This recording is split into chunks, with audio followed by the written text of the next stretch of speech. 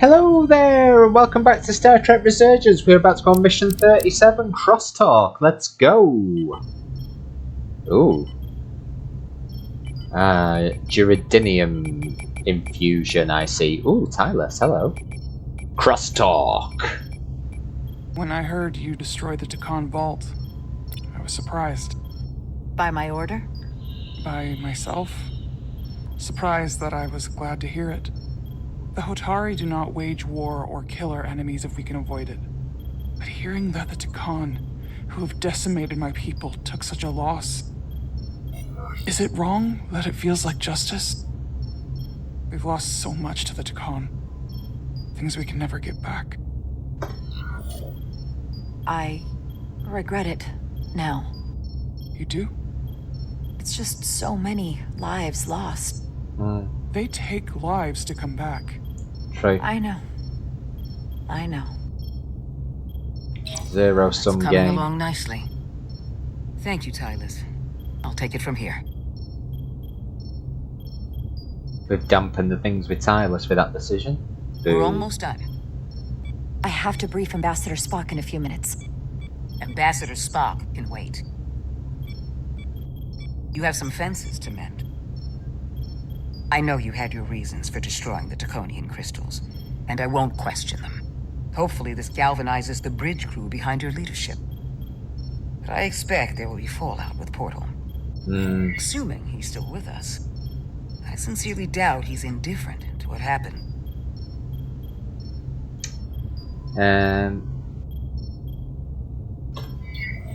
He's not happy about it, but once I explain my reasoning, I think he'll understand. As long as you're prepared either way, that's all I can ask. It's been a chaotic last few days for everyone. You need to name a new first officer in preparation for what's coming. It basically comes down to Westbrook, Urmott, or Bedrosian. Obviously, there are pros and cons with each. Ultimately, the decision is yours. Commander Westbrook has seniority and was hoping to be Captain Solano's first officer. Lieutenant Bedrosian has always been devoted to you. And Urmott has the knowledge and experience that makes him more than qualified. Let's stick with You Bedrosian, really I couldn't reckon. go wrong with any of them. If I were to take everything into consideration, then Lieutenant Bedrosian feels like the perfect fit for the position. Well, despite a lack of seniority, still a solid candidate. Some would argue, though, that you wanted to go the easy route. Someone less likely to disagree with you. But that's entirely your prerogative. Well, she has disagreed, isn't it? You're as good as new. Thank you, Dr. Duvall. Always nice to have a captive audience. You really shouldn't keep Ambassador Spock waiting. That's true. Don't keep Spock waiting. We'll Never. have Ambassador Spock via subspace shortly. Thank you, that's Mr. good. Urmott. Petty Officers Diaz and Edslar have first-hand experience with our adversaries. I thought it advantageous for them to join this briefing.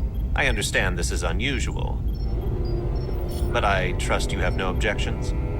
Talk about moving up in the world. Not that I'm surprised in the least. These are unusual times, Mr. Chobak. In all seriousness, what Diaz and Edslar accomplished aboard the Zeldi is nothing short of remarkable. They're both to be commended, not only for surviving against incredible odds, but for helping our efforts against these scions. Yes. You know, Carter deserves most of the credit. None of us would have made it without his help. We'd all be bioformed by this point. Well, I could say the same thing about Edslar here. She deserves as much of the credit as I do. It's like a mutual admiration society. Ambassador Spock is ready for you. Put him through. Captain Rydek, your recent change in station certainly warrants mention, and I trust you to faithfully execute your expanded duties. Right now, we must keep our attention on the clear and present danger that lies ahead, the TKon and their warship. The closest populations are the Hotari and Elydian systems, and they are likely the first targets for mass bioforming. After that lies Federation space. I have advised Starfleet Command to send an impromptu battle group to intercept and assist you, but that will take time. You are our first line of defense. No With pressure. our shield algorithms compromised, we are at a great disadvantage. Of course, We you will know that as well as I do. take the help. I'm glad to hear the battle group is en route, Ambassador. With what we're up against, we're gonna need all the help we can get. And you will have it. Remember, our strength is drawn from our ability to work together towards a common goal. Have we made any progress in finding a way to defend ourselves from the Aphelion's bioforming weapon? Currently, our shields will not protect us, but I am compiling all of the information the away team gathered on the Zeldi and cross-referencing it against our own as well as Portal 6-3's methods. The away team is sitting right here. They survived without getting bioformed, so we know it's possible. So, what's the secret? How do we defend ourselves? Is there a weakness we can exploit? Something we can do to avoid getting bioformed? Well, simple as it sounds, the best thing to do is to not get caught. Whether it's one-on-one or the whole ship. We avoided the TKon as much as we could. But we saw the bioforming, and there's not much you can do. I found something that might help. It's too soon to say for sure, but we've had some promising indications that Duridium can delay the bioforming process. Duridium? It's not a cure. It's not going to bring anyone back we've already lost. But Duridium is a cell stabilizer, so it has the potential to slow down the onset of physical and mental changes, if not entirely prevent them. And it might be the only ship in the fleet with this much Duridium on hand. In fact, a lot of ships wouldn't have any. You say that it slows the process, but this doesn't actually stop the TKon from taking over, does it? Correct. I can't be 100% certain, but it appears this is only a short-term solution. Then what happens Also, to it requires me? a much larger dose to be effective. We don't have enough Duridium on board to protect the whole crew. We barely have enough to protect everyone in this room. Sounds like it won't do us much good then. The use case I'd suggest is that it could buy a little time for an officer or a small group to complete a task or mission. But it has to be taken at the moment of exposure to the bioforming mechanism. Prepare a delivery method for this remedy. That raises the question. What is the mission? The Zeldi's shields were stronger than anticipated.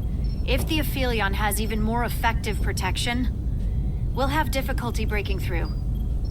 We may not be able to block the Aphelion's attack either. We need to go in. But if they do strike, we know their weapon uses transporter technology. We might be able to backtrack their signal path.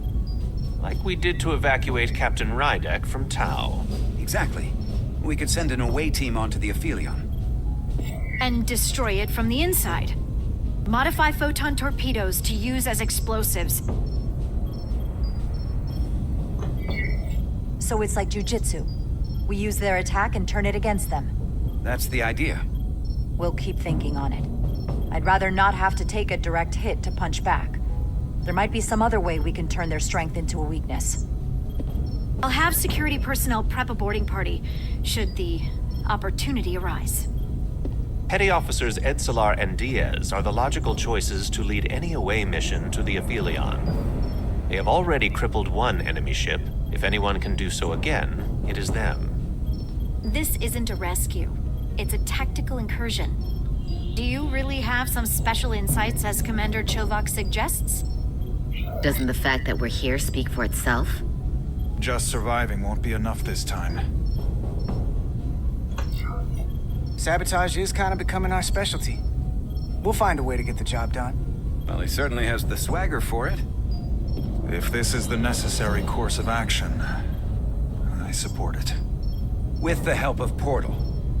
He should be part of the away team. What will he I will be? compile all the latest data on the tricorders, just in case. In the meantime, I want you working on ways we can combat the TKon tech. Shields, weapons, anything we can use. Yes, Captain. Anything else, Ambassador? I know this matter is in capable hands. Hold the line as best you can. Help is on the way. Thank you. Thanks, Spark. Oof.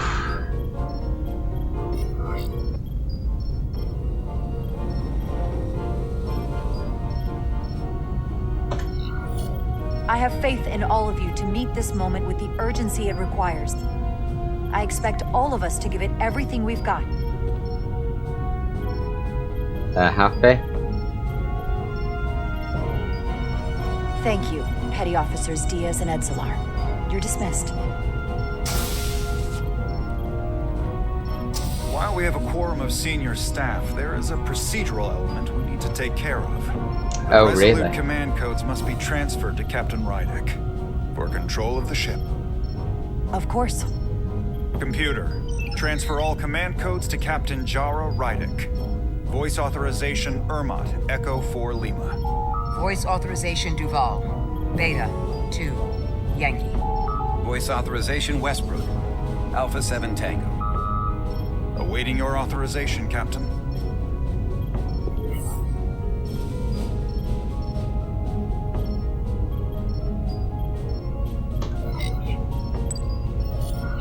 Alpha 7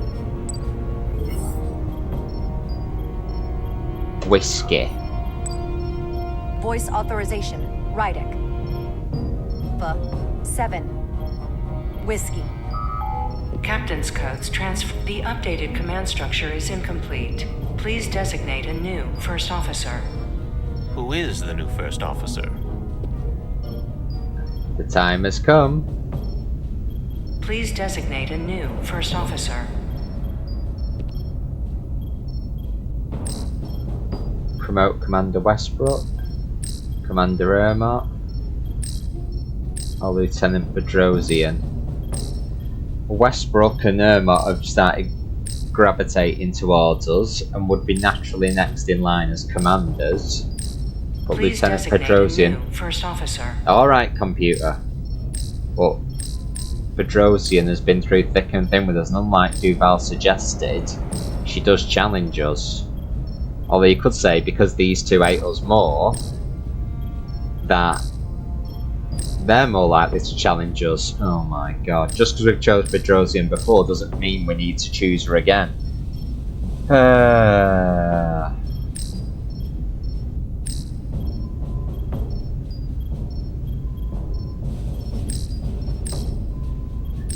Decisions. Right, let's go for Westbrook, Urmott, Bedrosian.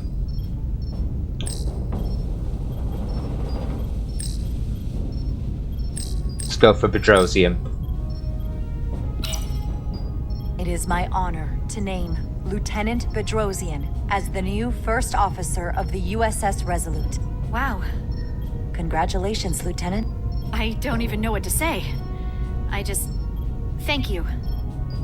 You're Computer, welcome. Lieutenant Bedrosian is the new first officer of the USS Resolute. Awaiting voice authorization. Voice authorization Bedrosian, Gamma 5-9. Authorization is now complete.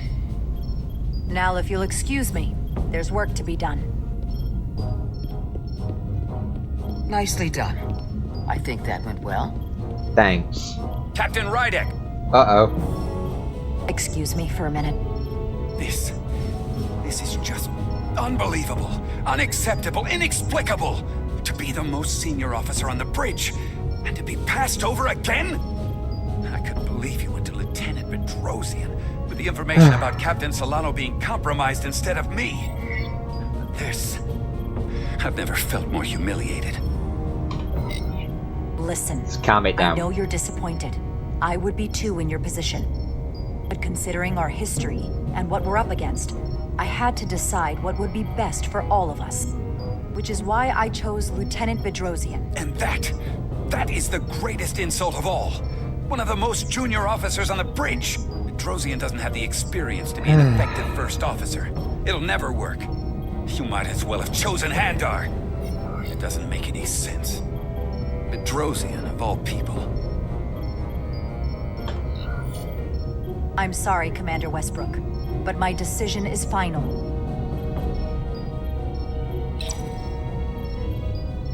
Ridiculous. Bit of doubt creeping in, maybe. But not from me. Right, so that was a fiery senior staff meeting, including Edselar and Carter. So if we go through Carter first, Petty Officer Edselar was somewhat surprised by Carter's lack of compassion. Yeah, oh right, she's not changed her opinion then after that meeting. Miranda, we've not seen her. Major, Minto, we've not seen him. Chovak. After Carter's wrote aboard Zelia, Chovak had concerns about his willingness to get back to work. Boo, Chovak. Westbrook was proud of Carter's recognition of Edselar and his willingness to offer practical solutions to a complex problem during the senior staff briefing aboard the Resolute. Yes, so Westbrook's becoming Carter's friend. I mean, Carter's becoming Westbrook's friend. Lieutenant Itasca is still out in airlock, sadly. And Ambassador Spock was impressed by Carter's skilled use of the tractor beam, blah, yeah, and took pride in his work, so he's not changed his opinion. Do you think we made the right decisions? Probably the most important decision, which some people might question, would be the promotion of first officer. So, Solano, he's still in the brig. Lieutenant Bedrosian was completely stunned yet deliriously happy to be named as the new first officer on the USS Resolute. She needs to be promoted now to Commander Bedrosian, didn't she? Ambassador Spock was reassured by Jara's realistic assessment of the situation during the senior staff briefing on the Resolute, so Spock's happy. Commander Westbrook was devastated to yet again be passed over for promotion as the first officer of the USS Resolute and won't soon forgive Jara for the slight. They didn't really like me in the first place, did they? And her unyielding response to his argument against her chosen first officer only infuriated him all the more. Get over it. Should have said that, shouldn't I? Tylus. After Jara destroyed the crystal and TKon vault, Tylus was struck by conflicted feelings of remorse over the loss of lives. I understand you, Tylus. I understand. We're similar. Commander Urmott was bitterly disappointed he was not named the new first officer. Look at that sad face. You can't get more sad than that. Dr. Duval was inspired by Jara's display of leadership and her situational awareness after she destroyed the crystals in the TKonian vault. So we've made her happy, which is good. Galvan, we've not seen. Portal 6-3, we've not seen since. Lord knows whether he's even still on the ship. I mean, must be, because we've not taken him anywhere. Reich, we've not seen since. Chovak, still not happy with Jara, but he's really not happy with anyone, is he? Ensign Calloway hasn't changed his opinion, we've not seen him. Despite his obvious analysis, yeah, so we've not seen Sidron since. He thought we were pretty cool, but thought we were manipulating Portal 6-3. So that's the current state of play after mission 37. It was less action packed, more decision packed this time. Do you think we made the right decision promoting Bedrosian to first officer? Let us know in the comments. Hope you enjoyed the video. Don't forget to like and subscribe for more Star Trek Resurgence videos, and we shall see you again shortly. Bye!